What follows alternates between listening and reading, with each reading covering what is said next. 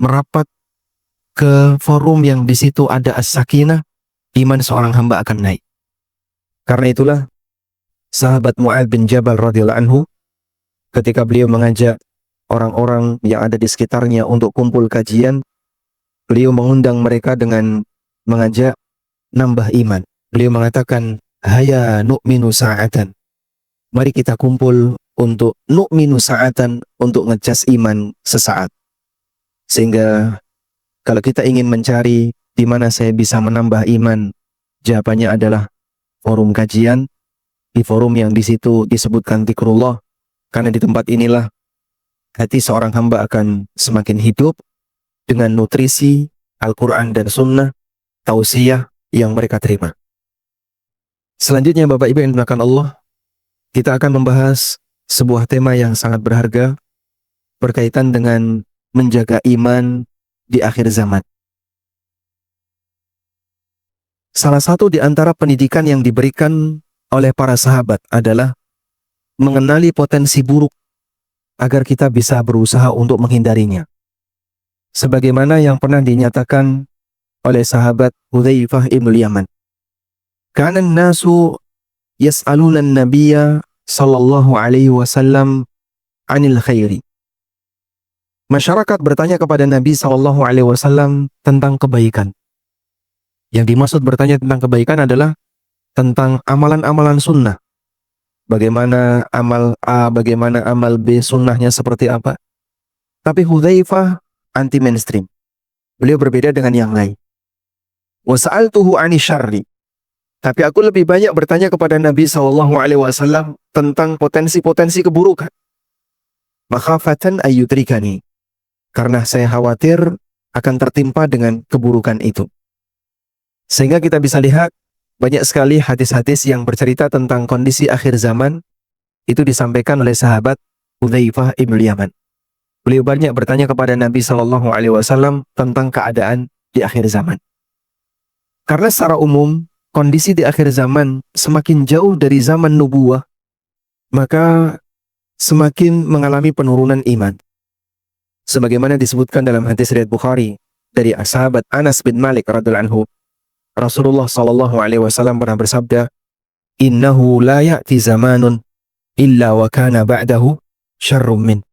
Tidaklah datang satu zaman kecuali zaman setelahnya lebih buruk dibandingkan zaman sebelumnya. Artinya semakin jauh dari zaman kenabian, kondisi masyarakat secara umum semakin jauh dari syariat Allah Subhanahu wa Ta'ala.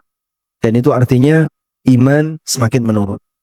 Sampai pada puncaknya, ketika berada di paling ujung, sudah tidak ada lagi orang yang punya iman, bahkan tidak ada orang yang mengatakan Allah. Sebagaimana disebutkan dalam hadis riwayat Muslim dari sahabat Anas bin Malik radhiyallahu anhu, Rasulullah sallallahu alaihi wasallam pernah bersabda, "La taqumus sa'atu hatta la yuqala fil ardi Allah Allah." Tidak akan terjadi kiamat sampai di muka bumi ini sudah tidak ada lagi kalimat Allah Allah. Tidak akan terjadi kiamat sampai di muka bumi ini tidak ada lagi orang yang mengucapkan Allah Allah. Sehingga mereka sudah tidak kenal Allah Subhanahu wa Ta'ala. Itu bagian ujung. Menuju ke sana terjadi penurunan iman secara bertahap. Kenapa di bagian ujung sampai tidak ada lagi orang yang mengatakan Allah, Allah? Karena Allah Subhanahu wa Ta'ala mencabut seluruh hamba yang beriman, mencabut nyawa seluruh hamba yang beriman sebelum mengakhiri kehidupan di dunia ini. Seperti yang disebutkan dalam hadis yang sahih dari Abu Hurairah radhiyallahu anhu. Hadis riwayat Muslim, bahwa Rasulullah sallallahu alaihi wasallam pernah bersabda, "Innallaha yab'atsu rihan minal Yaman." Sesungguhnya Allah Ta'ala mengembuskan angin dari arah Yaman. Al-yana minal harir. Angin itu lebih lembut dibandingkan kain sutra. Fala tadau ahadan fi qalbihi mithqala dzarratin min imanin illa qabadathu. Angin ini tidak melepaskan setiap orang yang dalam hatinya ada mithqala dzarratin minal iman. Iman walaupun seberat dzarrah. Atadruna man dzarrah? Apa itu dzarrah? Dzarrah, jaman? Bapak kalau misalnya punya jendela di dalam kamar, kemudian ada cahaya yang masuk. Apa yang kelihatan ketika ada cahaya yang masuk, Pak? Seperti ada debu yang terbang. Ditangkap nggak bisa, dan itulah yang masuk dalam nafas kita. Demikianlah posisi udara yang setiap hari kita hirup. Penuh dengan dzarrah-dzarrah. Sekecil itulah kira-kira gambaran dzarrah yang disampaikan oleh sebagian ulama ketika menafsirkan makna mithqalu dzarrah, seberat dzarrah. Beratnya seperti dzarrah, padahal dia terbang. Terbang tanpa sayap. Sehingga dia makhluk mati yang terbang tanpa sayap. Dan itulah seberat iman yang masih dihargai oleh Allah Subhanahu wa Ta'ala. Orang yang punya iman walaupun seberat dzarrah, illa qabadathu, angin lembut tadi yang datang dari Yaman akan mencabut nyawanya.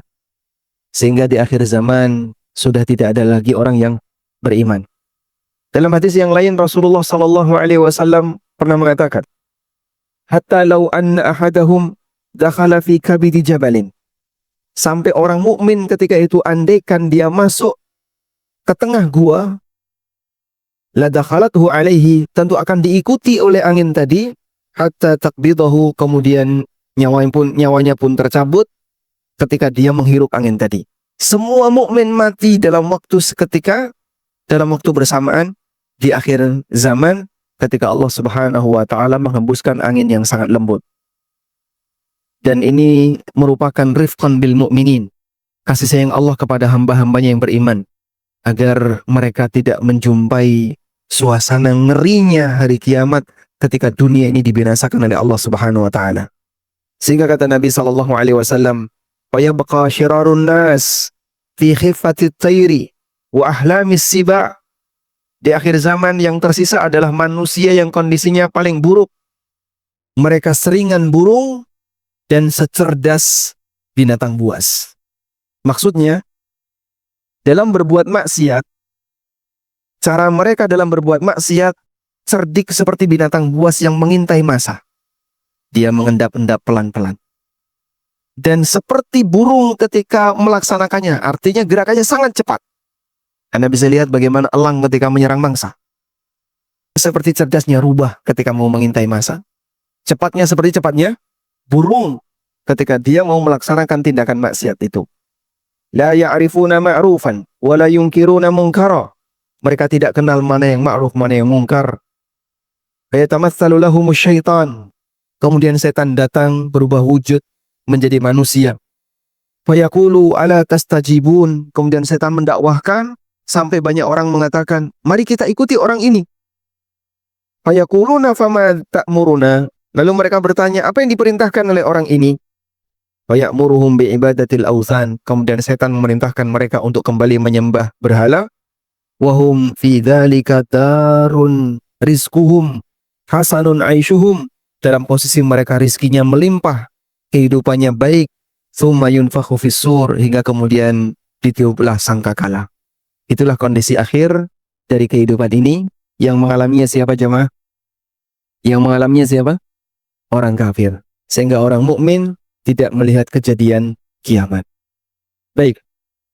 Dari sini jemaah di belakang Allah, kita bisa melihat bagaimana informasi yang diberikan oleh Nabi SAW. Khabar yang diberikan oleh Rasulullah SAW mengenai kondisi di penghujung zaman ini. Iman mengalami proses penurunan tahap demi tahap, hingga ujungnya iman itu hilang.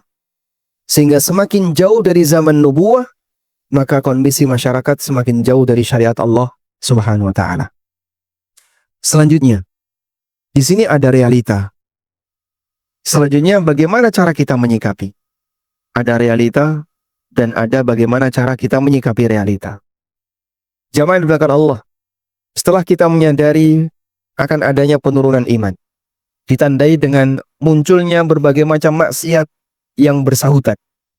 Dan Rasulullah SAW juga menyebutkan bahwa akan ada banyak sekali tanda-tanda hari kiamat yang buruk, yang itu bisa melukai iman seorang hamba. Rasulullah SAW bersabda dalam hadis yang sahih riwayat Bukhari Muslim, la taqumus sa'atu hatta yuqbadal ilmu. Tidak akan terjadi kiamat sampai ilmu itu dicabut oleh Allah. wa takthuruz zalazil, sering terjadi gempa bumi, wa yataqarabuz zaman, dan zaman itu berdekatan. Yang dimaksud zaman berdekatan, ulama beda pendapat. Ada yang mengatakan sesuai dengan teks yang disebutkan Nabi SAW. Sehingga setahun rasanya seperti sebulan, sebulan rasanya seperti sepekan, sepekan rasanya seperti sehari. Cepat banget. Orang yang di usia 60 tahun rasanya baru lulus SMA kemarin. Masih terngiang kenangan di masa ketika dia sekolah, dan betapa dekatnya antara umur yang saat ini dihadapi dengan masa silam yang kemarin sudah dia tinggalkan. Dan bisa juga maknanya wa yataqarabuz zaman, sebagian ulama menafsirkan maknanya adalah kegiatan manusia demikian padat, tidak seperti dulu, sehingga pergerakan mereka demikian cepat. Dulu yang ditempuh dalam waktu sekian bulan, sekarang cukup ditempuh dalam waktu hitungan jam. Orang haji di masa silam berapa bulan?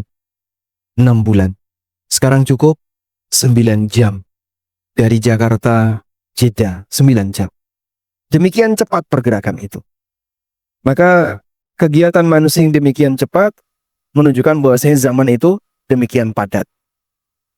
Wa tadhharal fitan, dan banyak terjadi fitnah. Apa yang dimaksud dengan fitnah? Semua kondisi yang bisa menurunkan kekuatan iman, itulah fitnah. Baik yang terjadi pada pribadi hamba maupun yang terjadi pada masyarakat. Fitnah yang terjadi pada pribadi hamba, semua yang berpotensi maksiat, semua yang bisa mengundang dosa, itu fitnah. Maka fitnah seseorang bisa muncul dari keluarganya, bisa muncul dari anaknya, bisa muncul dari tetangganya, bisa muncul dari kawan dekatnya, bisa muncul dari lingkungannya, dari siapapun yang punya potensi menurunkan kualitas imannya. Wa tadhharal fitan, fitnah banyak bermunculan. Wa yaktsural harju, dan semakin banyak terjadinya al-harju. Wa huwal qatlu al-qatlu, dan yang dimaksud adalah pembunuhan dan pembunuhan. Hatta yaktsura fikumul mal fayafidha, dan harta itu melimpah di mana-mana. Sehingga kemampuan ekonomi manusia semakin meningkat. Kita bisa lihat ya, di masa silam, luas sawah dengan di masa sekarang lebih luas mana, Pak? Sawah dulu dengan sekarang. Ya? Lebih luas dulu ya. Kenapa? Karena belum dipakai pemukiman. Tapi realitanya beras di masa sekarang dengan dulu banyak mana, Pak? Banyak sekarang. Sehingga sekarang orang bisa nyimpen beras dalam waktu yang lama. Dulu orang kekurangan beras, sampai dia harus makan dengan menggunakan tiwul atau beras-beras yang kualitas rendah. Sekarang Masya Allah, orang bisa melimpah bahan makanan, padahal lahan pangan semakin menyempit. Allah Subhanahu wa Ta'ala keluarkan bumi ini potensinya jauh lebih banyak di akhir zaman dibandingkan di masa silam. Maka kekhawatiran sebagian orang, kalau penduduk bumi ini terlalu banyak, mereka akan rebutan makanan, ternyata teori itu tidak benar. Semakin banyak penduduk bumi, ternyata realitanya makanan semakin melimpah, pakaian semakin melimpah, aneka fasilitas hidup semakin melimpah, yang dulu tidak pernah dimiliki oleh orang masa silam. Zaman dulu ya, sekitar tahun 70-an, pakaian mahal nggak Pak? Mahal. Sehingga orang punya baju bagus, itu mahal. Sekarang Masya Allah dikasih baju bekas, walaupun bagus, tidak mau. Artinya, apa yang disampaikan Nabi SAW, hatta yaktsura fikumul mal fayafidha, harta itu berlimpah, banyak di mana-mana. Ini adalah sebuah bukti kebenaran bahwa dengan banyaknya manusia, ternyata mereka tidak rebutan harta, tidak rebutan panganan, tapi mereka justru semakin banyak makanan. Baik. Dari sini kita bisa lihat bahwa kondisi akhir zaman terjadilah potensi yang menyebabkan iman seorang hamba itu menurun. Apa bentuk potensi itu? Ilmu dicabut oleh Allah. Bagaimana cara Allah mencabut ilmu? Dengan Allah wafatkan ulama. Karena itu Allah Subhanahu wa Ta'ala menyebut dalam Al-Quran, alam tara anna na'til arda nanqusuha min atrafiha. Tidakkah kalian melihat kami mengurangi bumi itu dari ujungnya? Bagaimana bentuk Allah mengurangi bumi dari ujungnya? Apakah daratan itu berkurang? Jawabannya tidak. Sebagian ahli tafsir mengatakan Allah mengurangi bumi dengan cara Allah mengurangi kualitasnya, yaitu dicabutnya nyawa para ulama. Maka kematian ulama menurunkan kualitas bumi. Karena bumi ini berkualitas ketika diisi dengan ketaatan. Pada saat ahlul ilmi, orang yang mengajak masyarakat untuk beriman, satu demi satu meninggal, maka potensi maksiat semakin besar. Kualitas bumi jadi menurun. Itulah makna Allah mengurangi bumi. Sehingga bumi berkurang dengan diwafatkannya para ulama. Artinya kualitas bumi itu semakin menurun. Karena itu jamaah, dengan dicabutnya ilmu, menyebabkan kualitas bumi ini semakin turun. Potensi ketaatan semakin turun. Ditambah lagi kata Nabi SAW, وَتَظْهَرَ الْفِتَنِ, dan semakin banyak terjadinya fitnah. Selanjutnya, kita akan membahas apa yang harus kita lakukan dalam situasi semacam ini. Yang pertama, jamaah dimulakan Allah Subhanahu wa taala, kita diperintahkan untuk bersegera melaksanakan ibadah dan memperbanyak ibadah dalam situasi di situ ada banyak fitnah. Nabi SAW banyak memberikan motivasi beribadah di situasi terjadinya fitnah. Dalam hadis Sahih Muslim dan yang lainnya dari sahabat Ma'qil bin Yasar radhiyallahu anhu, Rasulullah SAW pernah bersabda, "Al-ibadatu fil haraj kahijratin ilayya." Al-ibadatu fil haraj kahijratin ilayya. Beribadah di masa fitnah pahalanya seperti orang yang berhijrah menemuiku. Pahalanya seperti orang yang berhijrah mendatangi Rasulullah SAW. Kita tidak punya amalan hijrah sebagaimana amalannya para sahabat. Mereka meninggalkan kampung halamannya, datang ke kota Madinah untuk menghadap Rasulullah SAW dan menyatakan Islam di hadapan Nabi SAW. Amalan semacam ini sudah berakhir dengan wafatnya Nabi SAW. Bahkan sudah berakhir sejak ditaklukkannya kota Mekah. Sampai beliau SAW bersabda, "La hijrata ba'dal fathi." Sudah tidak ada lagi hijrah setelah Fathu Mekah. Kenapa setelah Fathu Mekah tidak ada hijrah? Karena sebelum Mekah ditaklukkan, kekuatan Mekah untuk memberikan tekanan kepada suku-suku dan bani-bani yang berada di Jazirah Arab itu sangat besar. Sehingga mereka ketika mau masuk Islam itu nggak berani, kecuali harus datang ke Madinah. Kalau sudah datang ke Madinah, barulah mereka bisa aman. Itu di masa silam.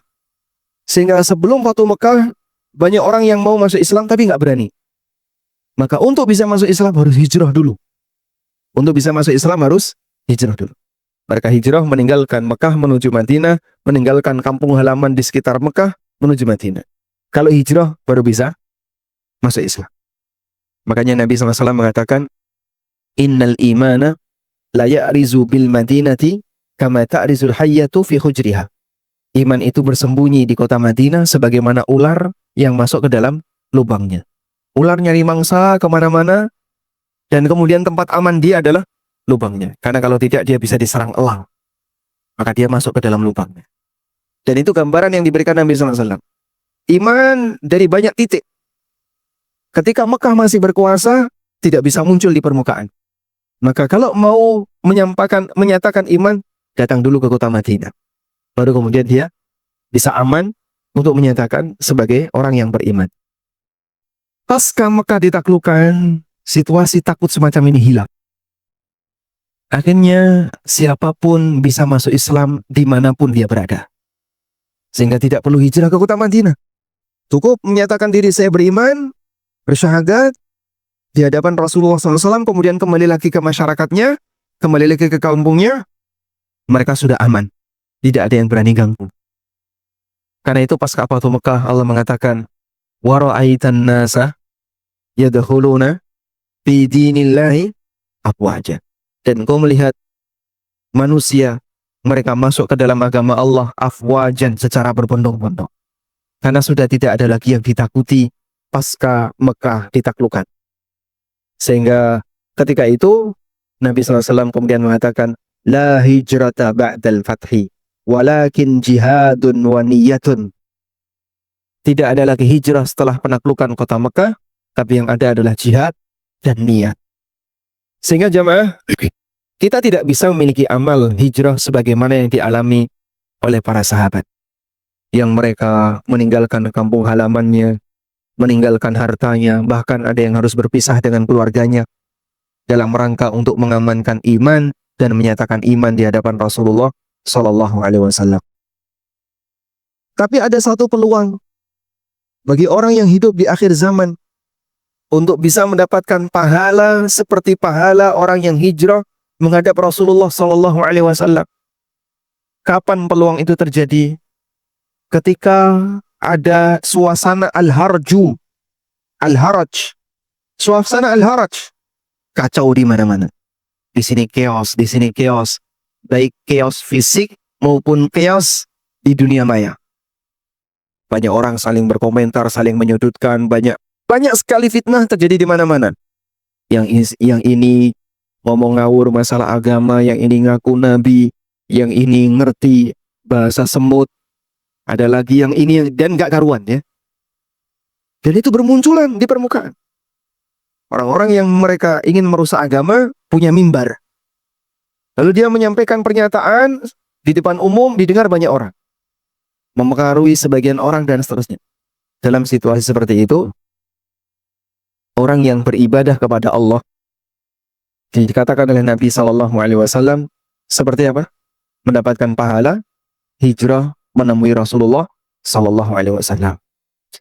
An-Nawawi rahimahullah dalam syarah Sahih Muslim mengatakan, hadis yang disebutkan oleh Ma'qil bin Yasar tadi hadis sahih riwayat Muslim. Qala An-Nawawi fi Syarhil Muslim. An-Nawawi rahimahullah dalam syarah Muslim mengatakan, Al-muradu bil haraj huna al-fitnah wa ikhtilatu umurin nas.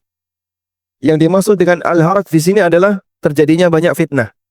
Wa ikhtilatu umurin nas, dan kacaunya nuansa suasana yang ada di masyarakat. Aneka pemikiran bermunculan. Yang dulu mungkin kita tidak pernah dengar kayak gitu, belakangan ada misalnya istilah fikih lintas agama. Kalau fikih lintas madhab kan banyak Pak ya.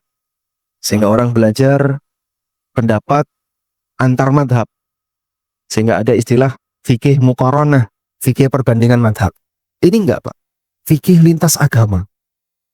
Salat menurut Islam bagaimana, salat menurut Nasrani bagaimana, menurut Yahudi bagaimana, menurut agama-agama sinkritisme bagaimana, terus digabungin. Sehingga meramu aneka bentuk ibadah dari berbagai macam agama dalam satu ibadah baru yang tidak pernah dikenal oleh semua agama. Itu contohnya. Dan masih banyak yang lain ya. Contohnya adalah liberalisme yang semakin meluas sehingga mengajarkan masyarakat untuk melakukan pendangkalan-pendangkalan iman karena agama mau dicampur adukan antara satu dengan yang lain.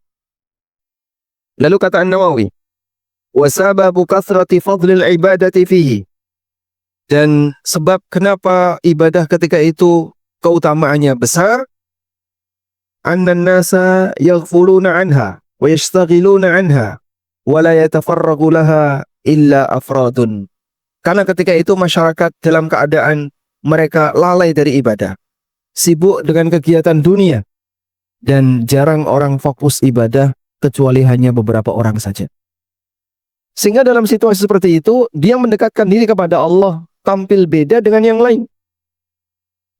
Yang lain ikut nyemplung, ikut terlibat dalam aneka fitnah, sehingga ada yang semakin menyimpang, ada yang hanya sibuk dengan urusan dunia, dia nggak mikir masalah agama. Tapi ada sebagian orang yang tampil beda. Dia lebih banyak, lebih fokus masalah agama. Dalam situasi ketika manusia kacau, menjauh dari agama. Sehingga nilai ibadahnya lebih afdal. Sebagaimana keterangan An-Nawawi. Jamaah makan Allah. Secara umum begini. beribadah dalam situasi yang berbeda, nilainya lebih tinggi daripada beribadah dalam situasi faktor pendorongnya besar. Saya ulang ya. Beribadah dalam situasi yang faktor pendorongnya kecil, motivasinya kecil, tapi dia beribadah, nilainya lebih tinggi daripada beribadah ketika ada faktor pendorong yang besar. Karena itu disebutkan kenapa doa masuk pasar nilainya besar. Doa masuk pasar, hadis riwayat Tirmidzi. Ulama sebagian menilai dhaif dan sebagian menilai hasan. Kenapa doa ini punya nilai yang besar? Gimana doa masuk pasar? La ilaha illallah wahdahu la syarikalah lahul mulku wa lahul hamdu sampai akhir dari doa.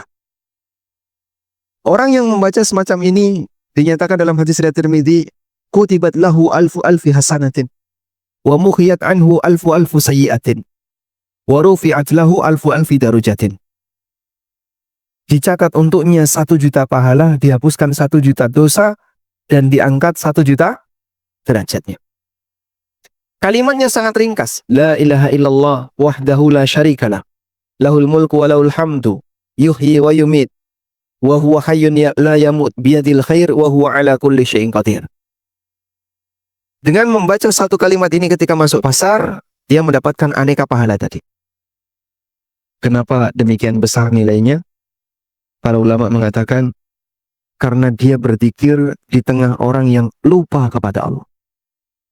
Coba Pak, yang namanya orang di pasar.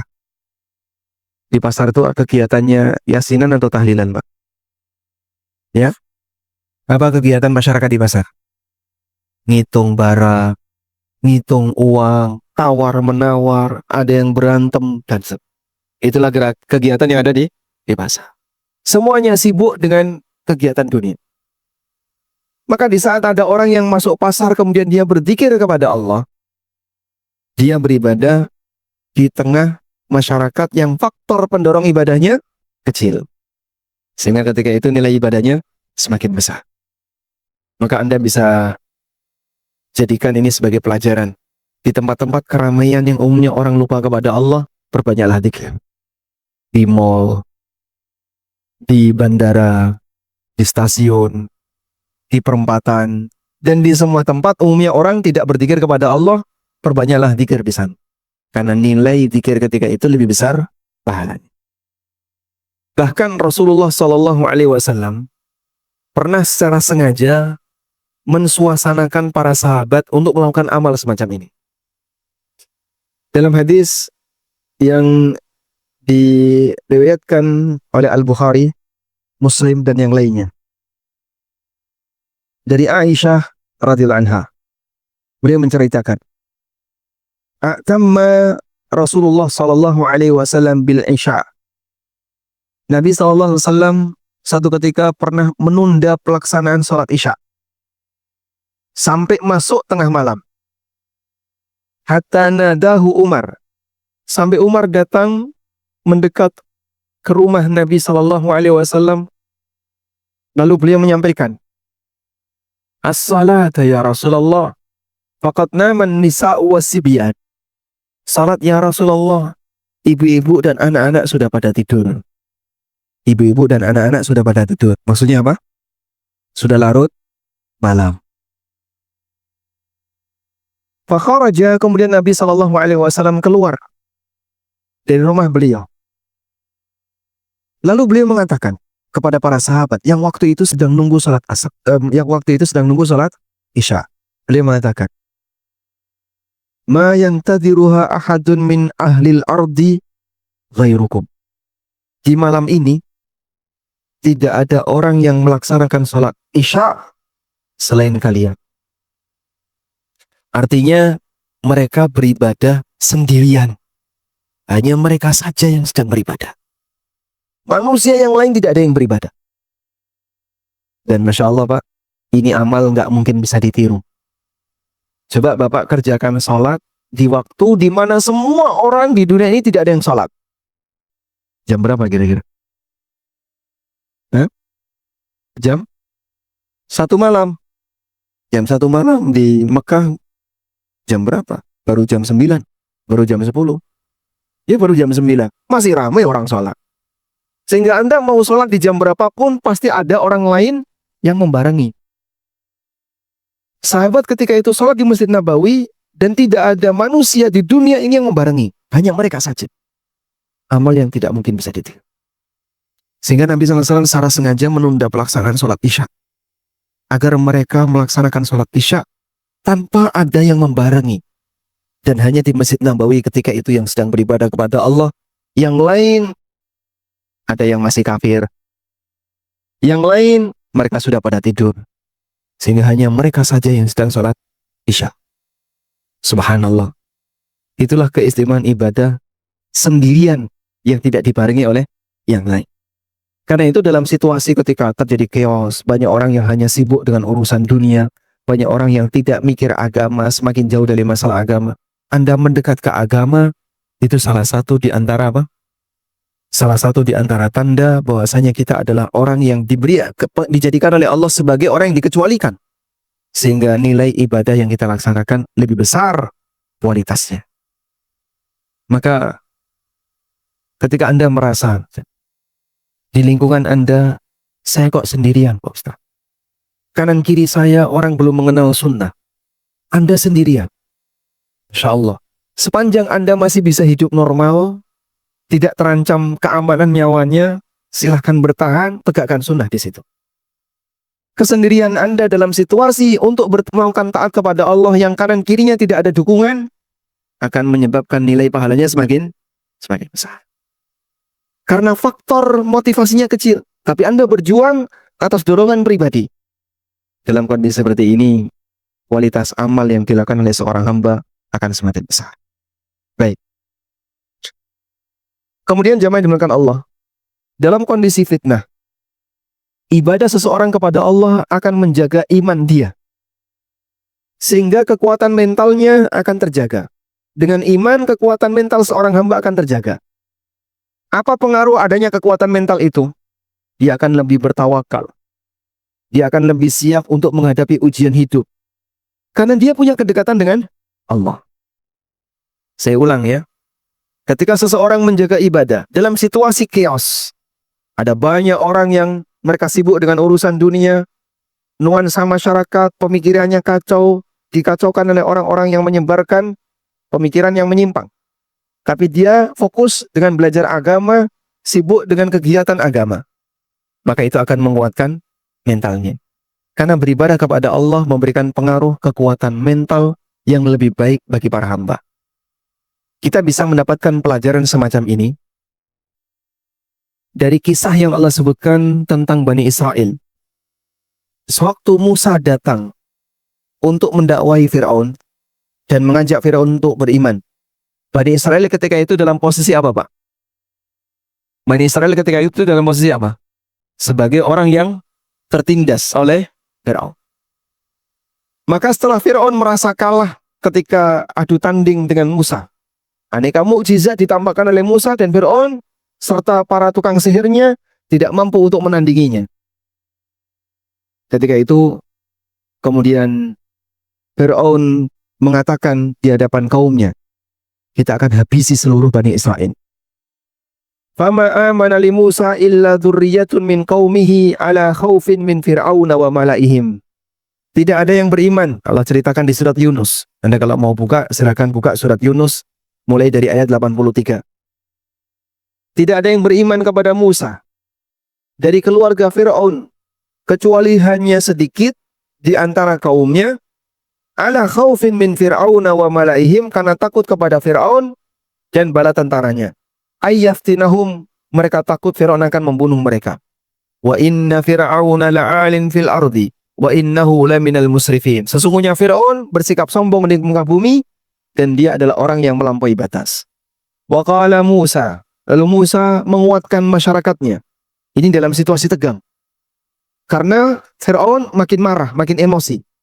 Maka Musa menguatkan kaumnya dengan mengatakan, ya qaumi, in kuntum amantum billah, wahai kaumku, kalau kalian beriman kepada Allah, fa'alaihi tawakkalu in kuntum muslimin, maka bertawakallah hanya kepada Allah kalau kalian adalah orang-orang muslim.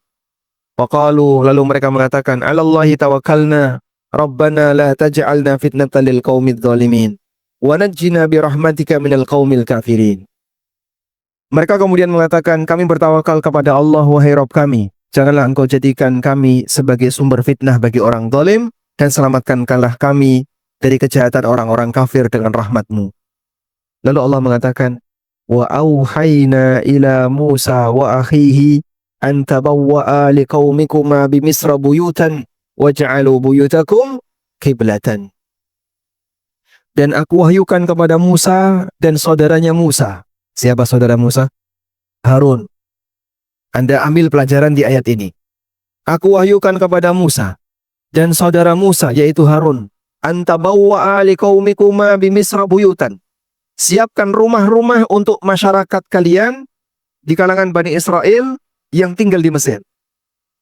Waj'alu buyutakum kiblatan, dan jadikan rumah kalian sebagai kiblat. Jadikan rumah kalian sebagai kiblat maknanya apa? Ya, jadikan rumah kalian sebagai tempat salat. Maksudnya gimana, Pak? Dalam syariatnya Bani Israel, salat itu hanya boleh dilakukan di mana? Di tempat ibadah. Di kuil-kuil mereka. Itu syariatnya Bani Israel. Pada situasi ketika mereka dilarang oleh Firaun untuk sholat di tempat ibadahnya, tempat ibadahnya dirobohkan oleh Firaun, sehingga tidak bisa lagi sholat di tempat ibadah. Mereka tidak kemudian diminta untuk diam, tidak. Tapi Allah perintahkan apa? Tetap ibadah. Dalam rangka menjalankan, dalam rangka menjaga kekuatan iman. Karena iman itu turun kalau orang tidak beribadah. Tapi iman itu naik ketika orang beribadah. Lalu gimana caranya? Allah wahyukan kepada Musa dan Harun, jadikan rumah-rumah kalian sebagai tempat ibadah. Allah mau menyiapkan Bani Israel untuk melakukan perlawanan puncak dengan Firaun dan bala tentaranya dengan cara Allah kuatkan mental mereka.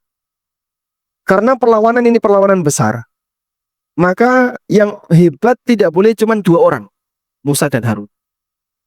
Bani Israel harus dibuat lebih hebat. Caranya imannya dikuatkan. Bagaimana cara menguatkan iman? Mereka diperintahkan untuk beribadah. Sehingga dengan melakukan ketaatan kepada Allah, melakukan ibadah-ibadah mahdhah, bapak ibu sholat, zikir, membaca Al-Quran, dan aneka ibadah mahdhah yang lainnya akan semakin meningkatkan kualitas iman. Memupuk iman yang kita lakukan. Dengan demikian mental seorang hamba akan lebih kuat. Nah, ketika mentalnya lebih kuat, dia lebih siap untuk menghadapi ujian hidup. Sehingga ketika ada ujian hidup misalnya, Pak, sejak saya kenal sunnah, kenapa banyak hal yang nggak boleh saya lakukan? Ini dilarang, ini dilarang, ini dilarang. Dan banyak hal yang dilarang. Sejak saya kenal sunnah, banyak sekali hal-hal yang haram untuk saya ambil. Nah, ketika dia punya tawakal kepada Allah, dia tidak akan ketakutan untuk meninggalkan pekerjaan yang selama ini dia geluti dan itu isinya haram. Karena dia punya apa? Tawakal kepada Allah. Dari mana kita bisa membentuk tawakal itu? Dengan melakukan ibadah, memupuk iman. Ketika orang memupuk iman, imannya semakin bagus, maka tawakalnya akan semakin naik. Baik. Disinilah pelajaran yang bisa kita ambil, bagaimana Allah Subhanahu wa taala memerintahkan kepada Musa alaihissalatu wassalam untuk mengajak Bani Israel tetap menjaga ibadah dalam situasi ketika mereka dilarang oleh Firaun untuk beribadah di kuil-kuil Bani Israel yang ada di Mesir. Selanjutnya, jamaah dimuliakan Allah. Hal kedua yang bisa kita lakukan agar kita bisa tetap terjaga sebagai mukmin yang baik di akhir zaman adalah selalu mengisi diri kita dengan ilmu. Artinya jangan pernah lepas dari majelis ilmu. Perbaikan manusia dimulai dari satu perintah. Apa itu? Iqra. Nabi SAW mendapatkan wahyu dari Allah. Dikala beliau berada di dalam gua sendirian, merenungkan kondisi masyarakatnya di atas bukit yang disebut dengan Jabal Nur. Beliau lihat ke arah kota Mekah. masyarakatnya demikian rusak tatanan sosial. Baik dalam urusan kemanusiaan, dalam urusan politik, dalam urusan A, dalam urusan B, semuanya serba rusak. Maka Rasulullah SAW selalu merasa resah dengan masyarakatnya, sehingga beliau menyendiri di Jabal Nur. Dalam posisi beliau tidak tahu apa yang harus dilakukan, dan beliau tidak ngerti bimbingan apapun. Hingga kemudian Allah Subhanahu wa Ta'ala mengutus malaikat Jibril alaihissalam, lalu kemudian memberikan wahyu kepada beliau. Wahyu yang pertama apa, Pak? Iqra. Iqra. Nabi SAW didekap oleh Jibril. Iqra, bacalah. Ma'ana biqari'in, aku nggak bisa baca. Diulang lagi, lebih kuat lagi dekapannya. Iqra, bacalah. Nabi SAW hanya menjawab, Ma'ana biqari'in, aku nggak bisa baca. Dan apa yang dibaca? Sementara di dalam gua itu tidak ada tulisan apapun. Sekarang banyak tulisan ya, nama-nama orang Indonesia begitu. Rasulullah Shallallahu Alaihi Wasallam pertama kali didiktekan oleh Jibril untuk mengatakan Iqra. Lalu Jibril menyematkan wahyu di hati beliau. Iqra bismi rabbikal ladzi khalaq. Khalaqal insana min 'alaq. Hingga sampai akhir dari 5 ayat surat Al-Alaq. Maka perubahan terjadi diawali dari kata apa? Iqra. Karena itu ada yang mengatakan bahwa umat Islam adalah ummatul qiraah. Umat al-qiraah, umat yang melek baca. Melek baca terhadap apa, Pak? Terhadap aturan yang ada. Maka agama mereka itu agama yang dilandasi oleh panduan, bukan ngarang. Maka mereka beragama bukan karena katanya, tapi mereka punya agama karena ada landasannya. Sehingga kalau orang beramal sesuatu, kemudian diingatkan, Bapak melakukan amalan seperti ini, kenapa? Loh, katanya. Nah, kalau nggak pakai katanya, kita beragama bukan pakai katanya, tapi kita beragama pakai panduan.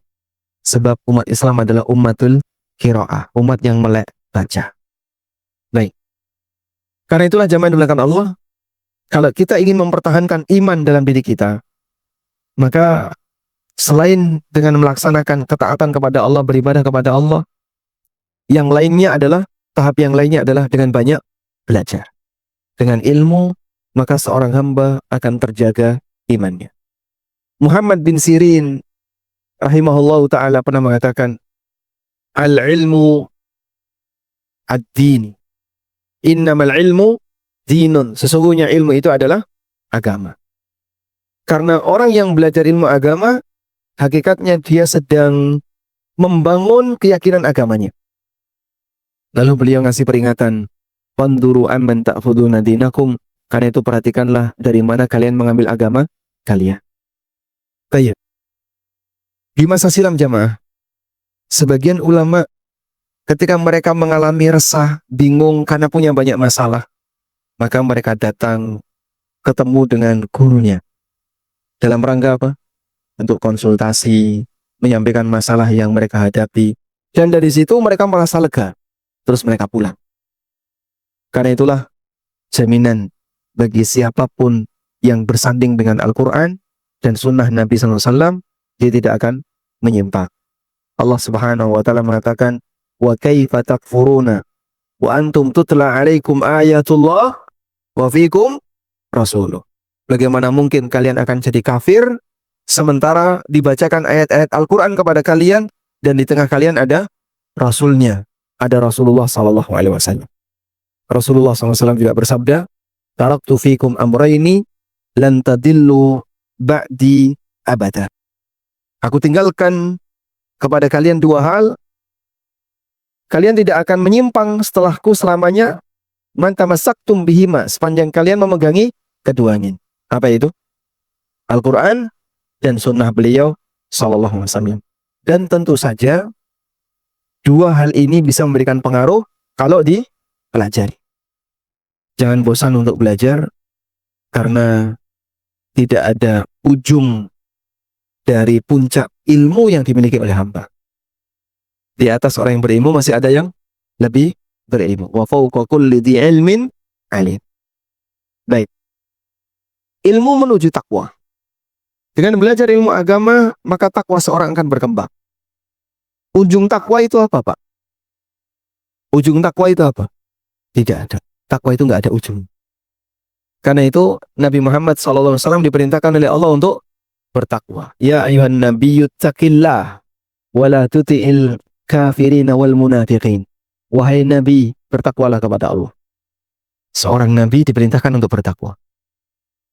Karena takwa itu tidak ada ujungnya. Bisa bertambah, tapi nggak ada ujung. Dan itu bisa dilalui melalui kegiatan belajar, menambah ilmu, menambah ketaatan, maka akan semakin bertambah takwanya dan tidak ada ujung tak. Wallahu ta'ala a'lam. Baik, mungkin demikian yang bisa kita sampaikan sebagai pelajaran untuk pagi ini. Semoga Allah Subhanahu wa ta'ala selalu menjaga diri kita dan iman kita dalam situasi apapun dan dalam kondisi apapun, dan selalu iringi dengan doa jamaah, karena kita tidak tahu seperti apa perubahan yang akan terjadi pada diri kita. Allahumma ya muqallibal qulub, tsabbit qulubana ala dinik. Allahumma ya musarrifal qulub, sarrif qulubana ala ta'atik. Rabbana la tuzigh qulubana ba'da idh hadaitana wa hab lana min ladunka rahmah innaka antal wahhab. Wa sallallahu ala nabiyyina Muhammadin wa ala alihi wa sahbihi wa sallam. Wa akhiru da'wana alhamdulillahi rabbil alamin. Gimana? Apa ini? Surat. Oh, beliau bilang ini surat.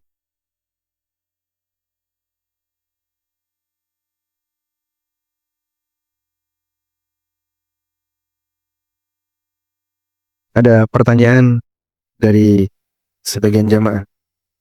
Assalamualaikum. Waalaikumsalam. Hukum membeli barang sitaan negara yang telah memiliki hukum tetap. Apa hukum membeli barang sitaan negara?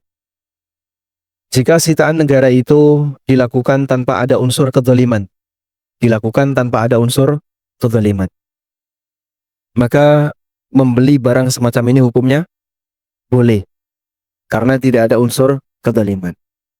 Tapi kalau ada unsur kezaliman, kita tidak boleh membeli barang sitaan walaupun legal secara aturan, sepanjang di situ ada unsur kezaliman. Ini kaidahnya. Kemudian contohnya bagaimana, Pak, agar kita bisa mengenali antara yang ada unsur kezaliman atau yang tidak ada unsur kezaliman. Misalnya, ada orang yang punya utang dari lembaga keuangan, utang di bank.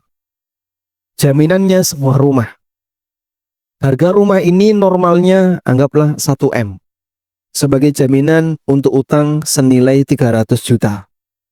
Si A utang 300 juta. Jaminannya rumah senilai 1 M. Ya. Lalu si A sudah bayar 100 juta. Kurang berapa? 200 plus bunganya, anggaplah bunganya 50. Berarti dia kurang 250 juta. Macet. Melalui prosedur yang mereka punya, maka jaminan tadi akan dilelang. Yang lelang tentu saja bukan bank, tapi lembaga lelang. Sehingga ada lembaga berwenang resmi yang melelang. Baik. Nilai normalnya 1 M bagi bank, yang penting 250 balik. Terserah rumah ini mau laku berapa. Akhirnya ketika dilelang, terkadang nilainya sangat jatuh bebas, Pak. Bisa sampai di bawah 50%. Mungkin yang punya nggak ridho, berat banget. Utang cuma 300 juta, tapi lepas rumah senilai 1 miliar. Makanya kalau seperti ini terjadi, boleh nggak, Pak, saya beli rumah itu? Kan mumpung murah. Jangan mumpung murah, Mas. Bisa jadi yang punya nggak ridho. Ketika yang punya nggak ridho, maka Anda berada dalam lingkaran kezaliman yang memiliki rumah dengan transaksi yang mungkin dianggap legal oleh negara, tapi mendolimi pihak yang memilikinya. Kecuali kalau misalnya Bapak bisa nemui pemilik, kemudian nego dengan pemilik, tapi melalui proses lelang, lalu pemiliknya merasa ridho, ya sudah harganya sekian, karena saya butuh duit, oke, dibayar dengan harga sekian. Lebih murah nggak apa-apa. Yang penting pemiliknya, Anda tahu persis pemiliknya, ridho, insya Allah boleh. Berarti boleh nggak Pak membeli dengan harga lebih murah karena orang yang terpaksa? Ada dua jenis transaksi yang perlu kita bedakan.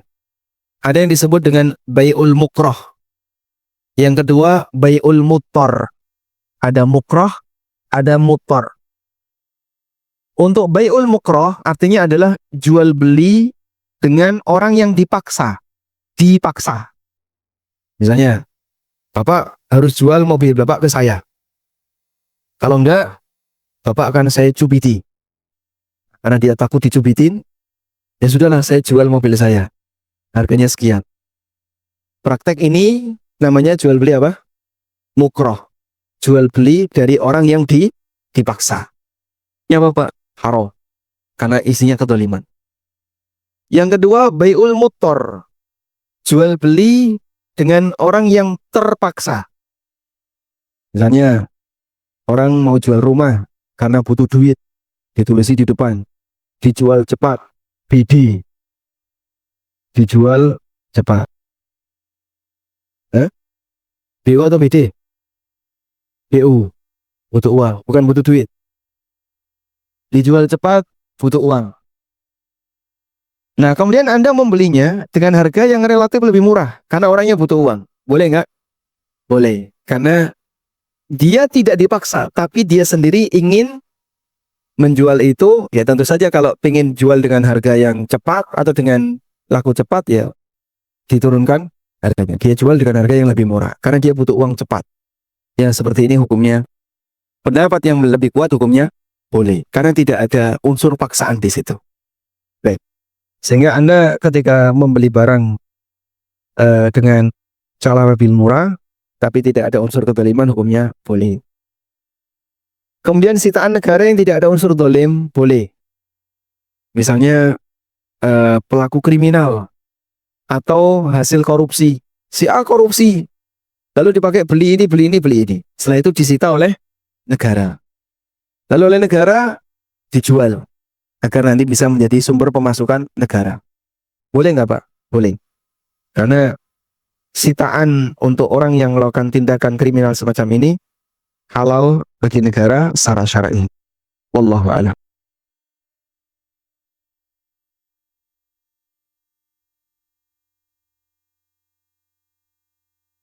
Assalamualaikum warahmatullahi wabarakatuh. Waalaikumsalam warahmatullahi wabarakatuh.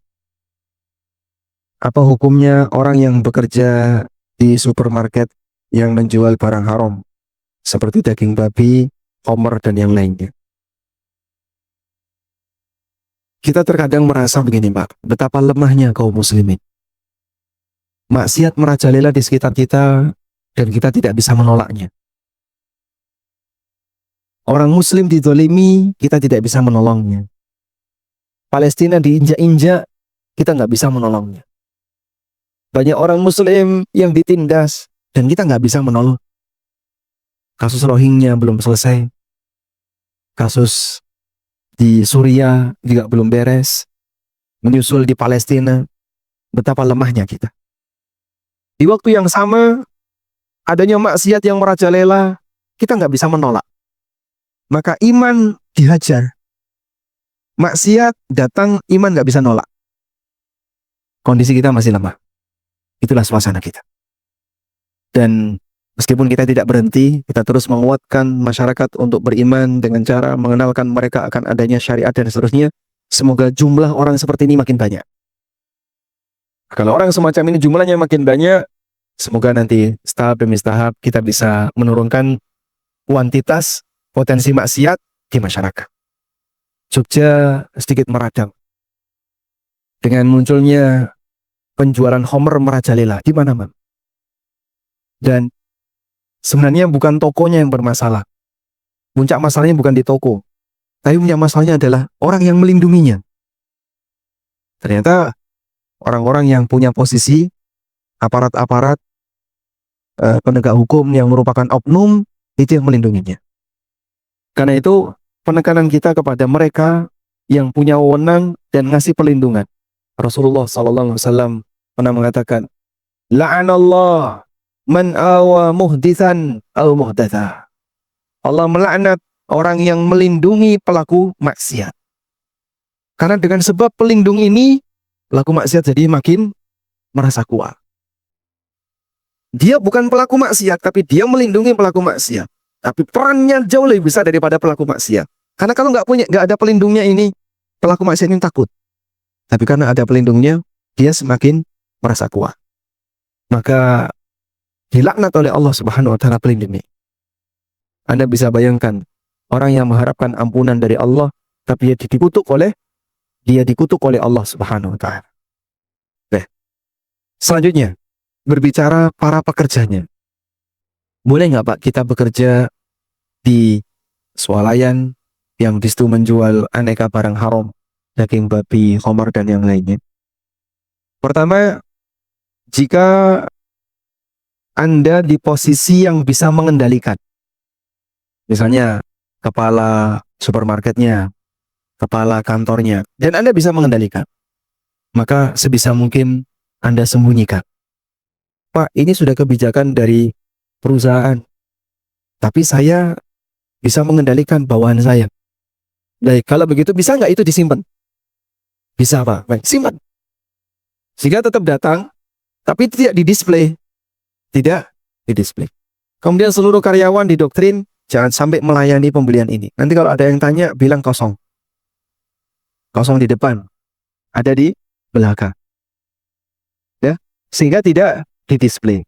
Maka dia masih bisa untuk menahan jangan sampai terjadi transaksi terhadap hal yang haram. Yang kedua, kalau posisi dia tidak punya wewenang seperti itu, Pak, saya hanya karyawan bagian bawah, tugas saya cuma nata, ngawasi, dan tidak punya wewenang untuk ngatur seperti itu, sehingga Anda tidak punya kuasa seperti itu. Baik, apakah gajinya halal? Lihat yang dominan. Lihat yang dominan.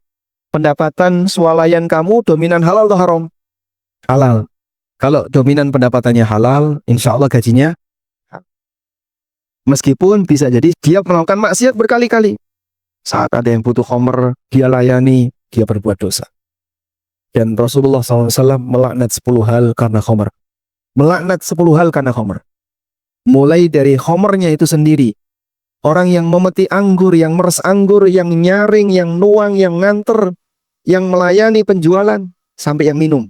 Ada 10 orang yang dilaknat oleh Rasulullah SAW.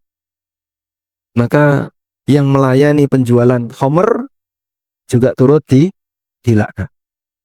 Sehingga kalau dia melayani itu, maka dia kena laknat Rasulullah SAW. Gambarannya begini. Bapak-bapak ingin ketemu Nabi, Pak? Jawabannya nggak serius. Anda ingin ketemu Rasulullah SAW, orang yang selama ini jadi panutan kita. Kita sangat ingin ketemu beliau SAW. Bayangin Pak, ada orang ingin ketemu Rasulullah SAW, tapi dia dikutuk oleh Rasulullah SAW. Itulah gambaran bahayanya dosa yang dikutuk oleh Nabi SAW. Maka hindari dosa semacam ini sebisa yang kita lakukan. Wallahu a'lam. Demikian yang bisa kita sampaikan. Cukup. Semoga bermanfaat. Allahumma anfa'na bima 'allamtana wa 'allimna ma yanfa'una warzuqna ilma. Wassallallahu ala nabiyyina Muhammadin wa ala alihi wa sahbihi wa sallam. Wa akhiru da'wana alhamdulillahi rabbil alamin. Wassalamualaikum warahmatullahi wabarakatuh.